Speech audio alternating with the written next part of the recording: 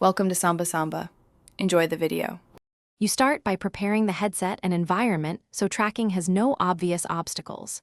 First, make sure the Quest 3 has at least 50% battery and installs any pending firmware updates. This fixes many tracking bugs. Once done, gently clean the lenses and all outward-facing cameras with a microfiber cloth to remove smudges that confuse sensors. Also, make sure the play area is free of mirrors, glossy floors, and bright lights that create false reference points. Now you calibrate and stabilize the system to lock tracking. Put the headset on snugly so the cameras maintain a consistent view of your eyes and face. A loose fit causes jitter. Next, rerun the Guardian setup using a deliberate center-out sweep while keeping both controllers visible to the headset. This gives the software better spatial anchors.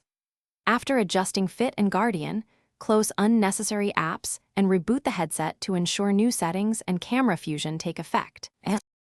Finish by fine-tuning and knowing a single reliable fix if things fail.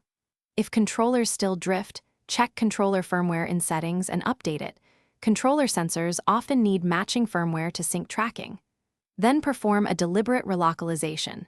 Stand in the center of the play area and slowly rotate while looking at your controllers so the headset remaps spatial features. If problems persist after these steps, factory reset can resolve deep software faults. Back up your data first.